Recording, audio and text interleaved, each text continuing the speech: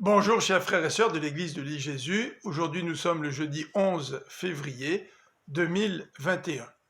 Nous lisons dans le chapitre 3 de l'évangile de Jean le texte qui nous relate la rencontre de Jésus et Nicodème.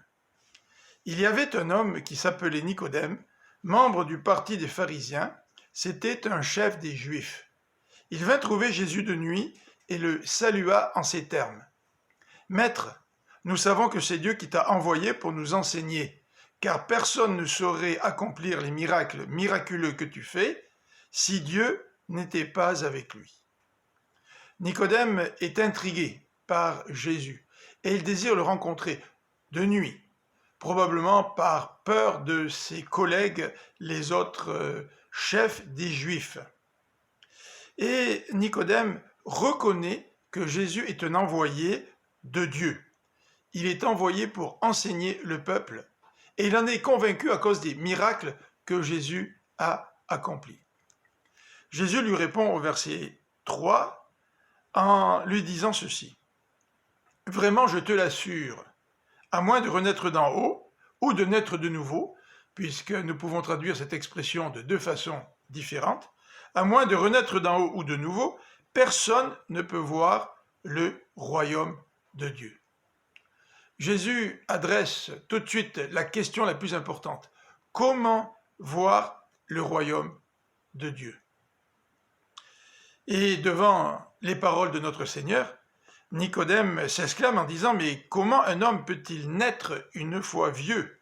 Il ne peut tout de même pas retourner dans le ventre de sa mère pour renaître. » Et Jésus va répondre partiellement à sa question, puisqu'il va lui dire dans les versets 5 et suivants que cette nouvelle naissance, ou cette naissance d'en haut, est provoquée par le Saint-Esprit. Vraiment, je te l'assure, reprit Jésus, à moins de naître d'eau, c'est-à-dire d'esprit, personne ne peut entrer dans le royaume de Dieu. Verset 6. Ce qui naît d'une naissance naturelle, c'est la vie humaine naturelle. Ce qui naît de l'esprit est animé par l'esprit.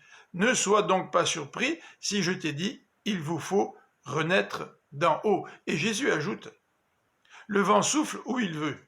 Tu en entends le bruit, mais tu ne sais ni d'où il vient, ni où il va. Il en est ainsi pour quiconque est né de l'esprit. Jésus souligne la souveraineté de l'action du Saint-Esprit dans le cadre de la nouvelle naissance.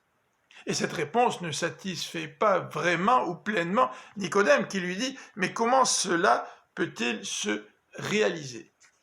Et Jésus va lui répondre en mettant l'importance sur son enseignement.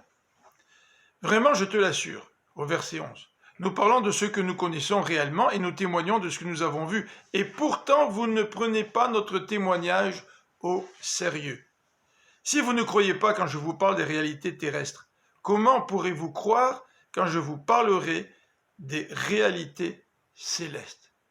La naissance, la nouvelle naissance, la naissance du Saint-Esprit vient lorsque nous prenons au sérieux les paroles de Jésus.